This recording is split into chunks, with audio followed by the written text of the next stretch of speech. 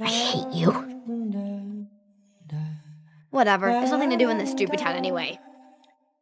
I'm only 13. I stole my dad's truck, and we didn't pay for breakfast at the diner. We just left. You forgot me. Mandy went into labor. I can't stand Sheldon. I'm fed up with my dad, and honestly, sometimes it feels like I'm done with everyone at home. Recently, Mandy had her baby, and guess what? No one bothered to tell me. Dad even forgot to pick me up. It hurt, like I was completely invisible. My mom hasn't been home, and I know something's going on, but no one will tell me anything. Feeling down, I went looking for Mom, hoping to talk, only to find her hugging Sheldon. That just made everything worse. So, angry and hurt, I decided to run away. It felt like the only escape from this family. I called up Peggy, who's just as rebellious as I am. Why didn't we do this years ago? My feet wouldn't reach the pedals. She even talked me into ditching the check at a diner my first time doing something like that. It was scary, but weirdly thrilling. We hit the road, singing our hearts out to the radio, feeling absolutely free. Step outside and I take a deep breath. Eventually, we made a spontaneous decision, a trip to the beach. Back home, my family was freaking out, waiting anxiously for any news about me. I can't believe that girl. Did she even think about how worried we'd all be? But being underage, Peggy and I were constantly worried about getting pulled over. And sure enough, we eventually got caught by the police. I'm only 13. I stole my dad's truck, and we didn't pay for breakfast at the diner. We just left. They called my dad, and my parents came to get me. The consequence? I was grounded. If you're feeling ignored, don't worry. We're going to be laser focused on you from now on. Later, while working a part-time job at the store, I met Tanya, Jeff's niece. She's a rebel too. We started hanging out in George's garage, watching movies we weren't supposed to. Tanya even snuck out at night to meet me, introducing me to smoking and drinking. We thought we were getting away with it. Then one night, Sheldon saw me coming home. I threatened him to keep quiet. If I get in trouble, either Mom or Dad is going to want to leave me and go to Germany.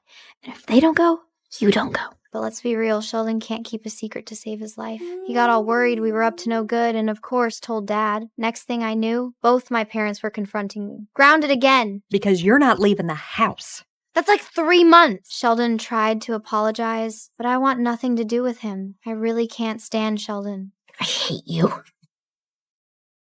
On my way home from work, I accidentally dropped my lighter on the ground. When I bent down to pick it up, I noticed a man taking photos inside a photo booth by the road. He was wearing a pair of cute bear socks. This made him look like a young man who did not follow the rules. I did not think much about it. After all, it was none of my business. Then I turned around and left. The next morning, I went to work as usual. When I passed by that photo booth again, I felt deeply shocked, because the man from yesterday was still inside without moving. He was holding exactly the same posture as before. I felt very confused by this, but I had no time to think about it. So I went to work at the company, yet I kept thinking about it the whole day. In the end, I told my best friend about it. She suspected that I had encountered a ghost. She advised me to avoid that road in the future. But in the end, my curiosity defeated my fear. The man was still inside the photo booth. He was still holding the same posture. A strong sense of fear crept over me. Just as I was about to turn around and run away, a clicking sound came from inside the photo booth. The photo began to print out. After waiting for a few seconds, the person inside still showed no reaction at all. So I gathered my courage and walked over to pick up the photo. I wanted to see what kind of face it was. That could freeze a person in place like this. At that moment, the curtain behind me was slowly pulled open. George Jr., give me back that bow tie right now. I didn't take Don't you lie to me. I'm not lying. I can't be in the same school as him. Well, I don't see what choice you have. Right. Ever since he could talk, I quit having any choices. It's the dumb brother. Having a genius brother makes everyone assume you're the slow one. This year, as a high school freshman, I ended up in the same class as my younger brother, who's several years my junior. During dinner, Mom asked how we felt about starting school. Sheldon and Missy were both excited, but I wasn't looking forward to it at all. How can I be excited when he's going to be in the same grade as me? On the first morning of school, Sheldon was frantically searching for his bow tie. When he couldn't find it, Mom actually suspected I'd hidden it and insisted I was lying. We'll see about that. Stay out of my room. She's going to find your dirty magazines. Shut up. It turned out later that Dad was the one who hid it. He thought Sheldon, at just 9 years old, wasn't ready for high school, but Mom was stubborn and believed he could handle it. Sure enough, on the very first day, Sheldon caused trouble. He kept criticizing every teacher. Also, in violation of the grooming code, on page 48, Article 5, subsection B, you have a bit of a mustache. And soon enough, all of them complained to the principal. The principal gently suggested to Dad that Sheldon should be withdrawn, but Mom argued we couldn't afford private school. During football practice, my teammates even mocked me for being stupid. Hey, look! It's the dumb brother! Furious, I got into a fight right then and there. Dad had to pull us apart, clearly angry.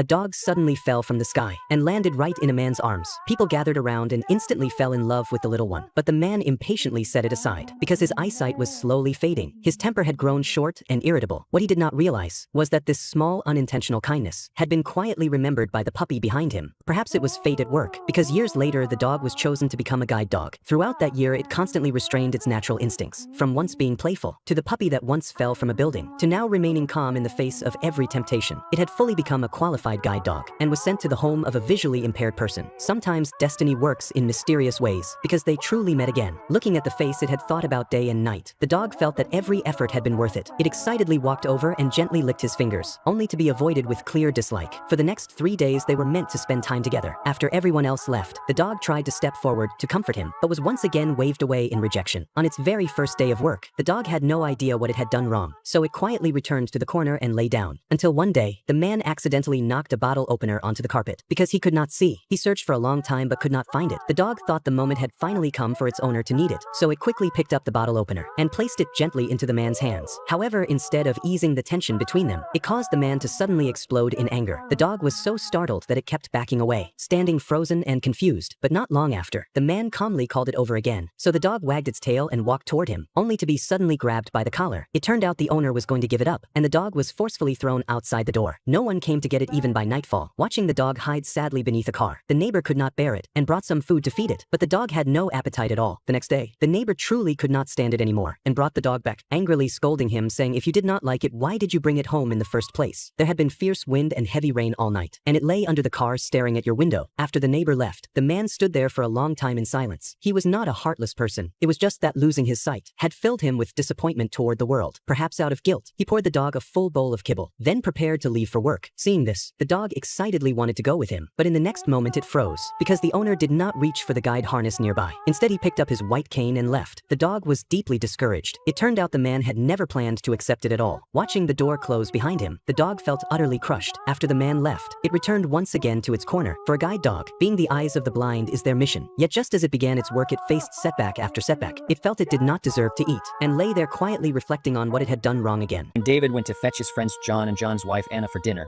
he suddenly heard strange noises coming from the lakeside. He walked closer to check, and that's when he saw John and Anna being all lovey-dovey on the shore. David knew he should leave right away, but the sight before him made him freeze in place, unable to look away.